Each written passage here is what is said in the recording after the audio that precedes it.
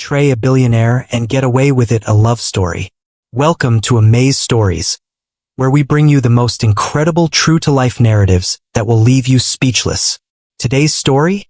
How to betray a billionaire and walk away with everything. If you're new here, don't forget to subscribe and hit that notification bell, because you won't want to miss what happens next in this unbelievable tale. You want to know how to betray a billionaire? Let me tell you, it's actually very simple. You make him fall in love with you, then you refuse to let him destroy himself, and somehow, impossibly, you both win. But I'm getting ahead of myself. Let me start at the beginning, when I thought I had everything figured out. My name is Chief Tund Bamidil. 3 months ago, I was a billionaire worth 47 billion naira, master of my empire, king of Lagos, untouchable. Today, I'm sitting here telling you how a village schoolteacher betrayed everything I thought I knew about power, love, and what it means to actually win. And I've never been more grateful for a betrayal in my life. The setup: when a billionaire thinks he's in control. Lagos. 3 months ago. My penthouse overlooking Victoria Island. Floor-to-ceiling windows, 20 stories of power between me and the world below. I was signing the contract that would change everything. The Du Bois deal. 12 billion naira. Ports, real estate, financial corridors stretching from Dakar to Nairobi. All I had to do was one simple thing. Marry Celine Du Bois. Beautiful woman. Educated at the Sorbonne. Brilliant. Cold as Harmattan wind. The perfect wife for a billionaire building an empire. 6 months to a wedding. 3 billion in immediate capital injection. My empire would finally stretch beyond Africa's borders. I signed it at 11:47 p.m. No hesitation. That's what made me a successful billionaire. I never hesitated. Hesitation is for people who can afford to lose. Legacy secured. Soul? Well, that wasn't part of the contract. 2 weeks later, my PR team dragged me to Accra for a photo opportunity. Some community school my foundation sponsored. 15 minutes of billionaire philanthropy. Smile for the cameras.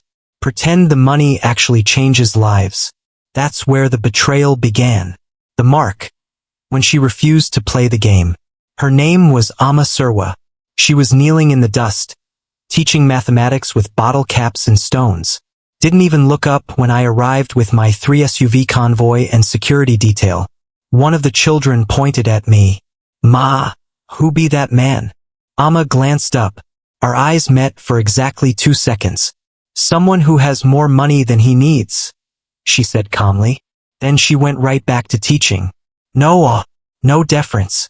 No recognition of the billionaire standing before her. That was the first betrayal. She refused to see me as a billionaire. She just saw me, and something in my chest cracked open.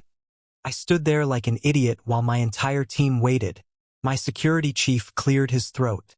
The photographers repositioned, but I couldn't move. There was something about the way she spoke to those children. Like they were the most important people in the world. Like money and power and billion naira contracts were just noise. The con when I fell for the trap. I came back the next week. No entourage this time.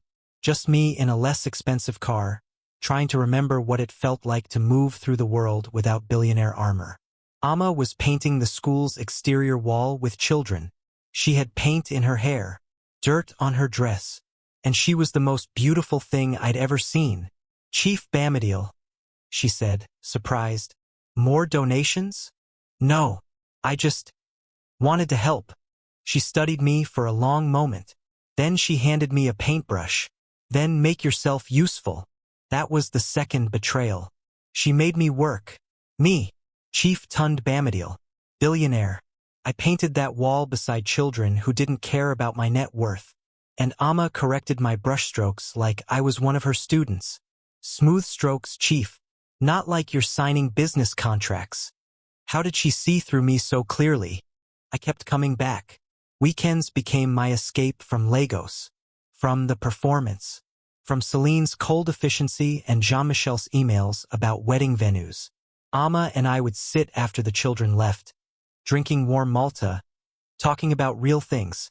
not mergers or acquisitions or strategic positioning. She told me about her father who died building someone else's wealth, about her dreams of expanding the school, training more teachers, opening a library. Small dreams, beautiful dreams, dreams that couldn't be measured in billions. And I told her things I'd never told anyone. About the boy from Abadan who watched his mother sell tomatoes in the sun. About the loneliness of being a billionaire at the top of a tower, looking down at a city that knows your name but not your heart. Why do you do it? She asked one evening. All this empire building, does it make you happy? Nobody had ever asked me that. I don't know, I admitted. I stopped asking that question a long time ago. She reached across and touched my hand. Just touched it. No agenda, no transaction, no billionaire contract. Then maybe it's time to start asking again. That was the third betrayal. She made me feel. She made me question everything. I fell in love with her in that moment. Completely. Irrevocably. A billionaire falling for a village schoolteacher. The problem was Celine, and the 12 billion naira contract, and the wedding in 3 months, and my entire billionaire empire balanced on a signature I'd already given. The ultimatum. When love meets reality. I tried to stay away, threw myself into billionaire work, into meetings, into the mechanical operations of wealth management. But every night, I called Amma, just to hear her voice, to remember what love felt like. Until she saw the wedding announcement. You're getting married, she said, voice like glass breaking. Amma, it's complicated. No, Tund. It's very simple. You're choosing money over love. That's your right. But don't insult me by calling it complicated. You don't understand what's at stake. I understand perfectly. You're a billionaire. You have everything, so you think you have everything to lose. But you're so afraid of losing your towers that you've forgotten what it feels like to stand on solid ground. She hung up. That was the fourth betrayal. She saw through my excuses. She refused to accept my billionaire logic. I sat in my penthouse, surrounded by luxury that suddenly felt like a prison, and realized she was right. Everything I'd built was just scaffolding around an empty center. This billionaire had everything except the one thing that mattered. Love. The heist. When I chose to lose everything.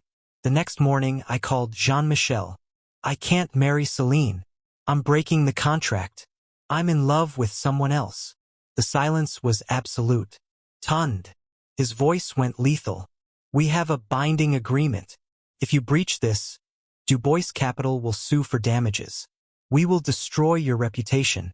Every investor, every partner, every bank in Africa will know you cannot be trusted. You'll lose billions.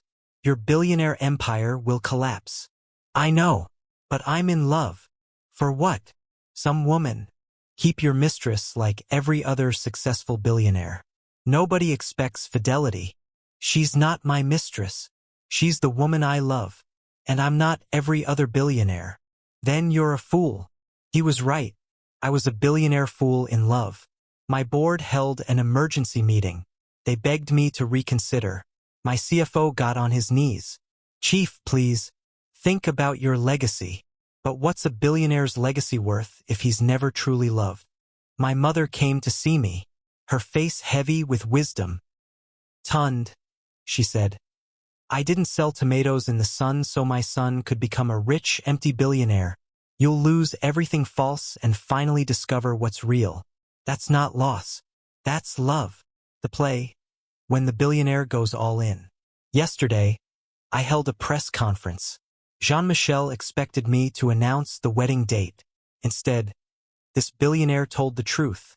I explained that I'd signed a contract in bad faith, that I was breaking it because honoring it would mean betraying love, that I'd rather lose billions than lose the woman who made me feel human. The room exploded. Cameras flashed. Reporters shouted.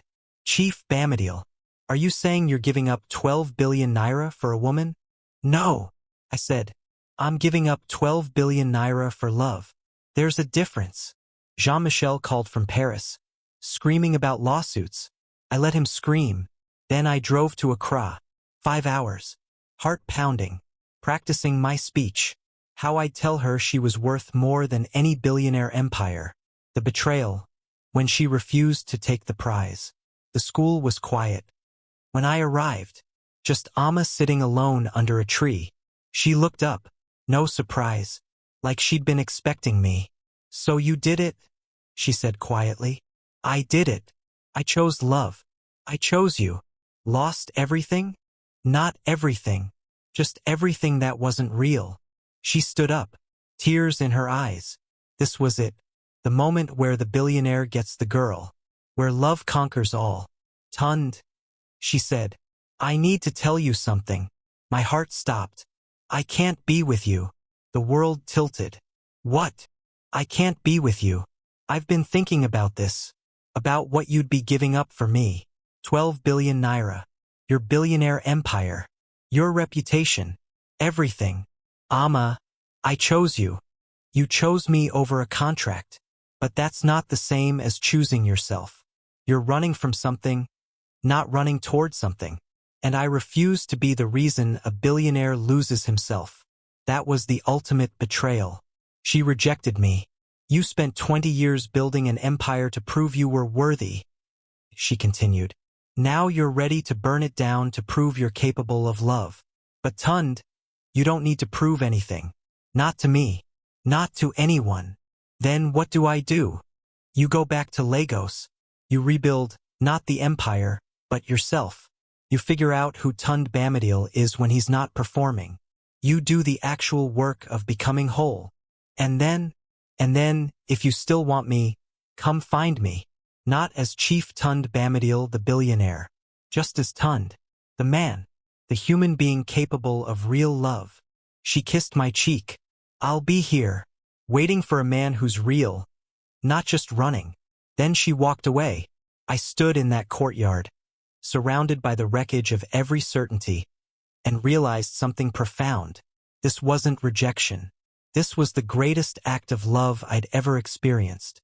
She betrayed my expectations, my billionaire logic, my grand gesture, to save me from myself.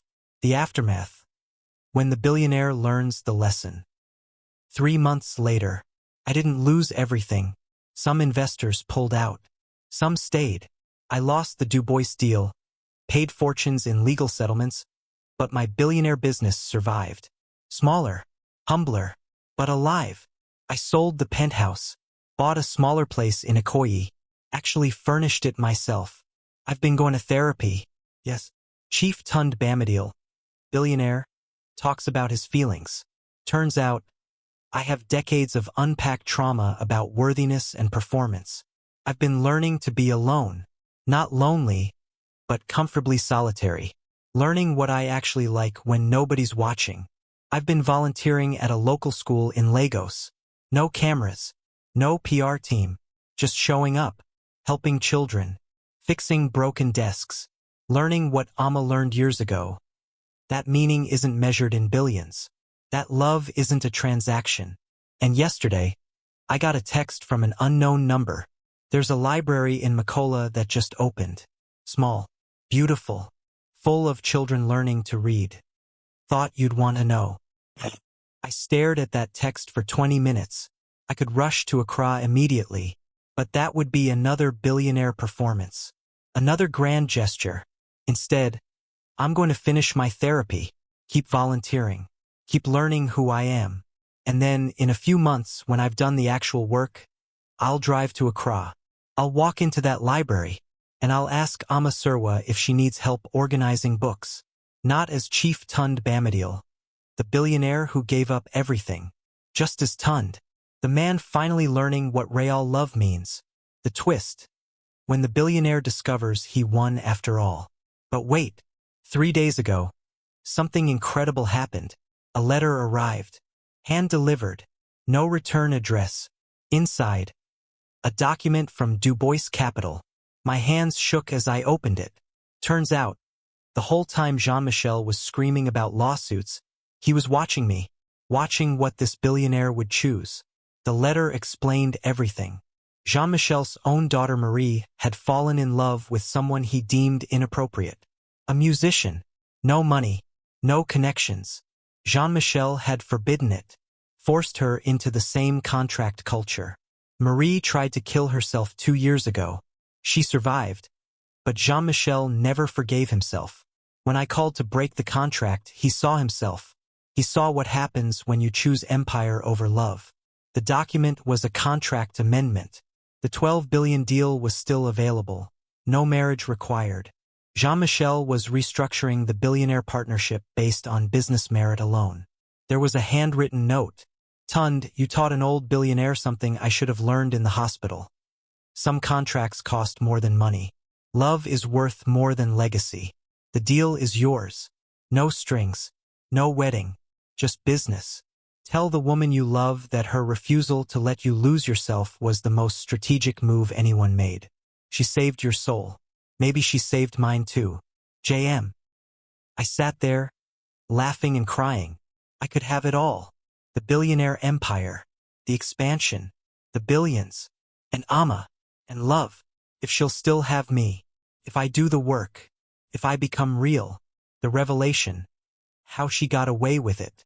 So that's how you betray a billionaire and get away with it. You don't steal his money. You don't manipulate his contracts. You don't play the game everyone expects. You do something far more radical. You refuse to let him lose himself. You see him as human, not as a billionaire. You demand that he do the work of becoming whole before you accept his love. You betray every expectation, every billionaire transaction, every performance. And somehow, impossibly, everyone wins. Amma gets a man who's actually ready for real love. Jean-Michel gets redemption for his daughter's tragedy. And I get something no amount of billions could ever buy. A second chance at being human. That's the greatest heist of all. She stole my performance, my armor, my billionaire mask, and gave me back my soul. So here I am, still doing the work, still learning, still becoming worthy of Amma's love. I'm not at the ending yet. I don't know if this love story gets its fairy tale conclusion, but I'll tell you this. Whether I end up with her or not, I'm already richer than I've ever been, because I finally understand what it means to be betrayed in the best possible way. To have someone love you enough to refuse your grand gestures. To demand that you be real instead of just rich. That's worth more than all the billions in the world. This is Chief Tund Bamidil, signing off. Not from the billionaire empire, but from the performance. Finally ready to live. Finally ready for real love. Finally grateful for the woman who betrayed everything I thought I knew about winning, and taught me what it actually means to get away with everything that matters. If the story moved you, don't forget to like, subscribe, and hit that notification bell. Share this with someone who needs to hear that the best betrayal is the one that sets you free. Comment below. Have you ever been betrayed in a way that saved you? We read every single comment. This is Amaze Stories, and we'll see you in the next incredible narrative. ND.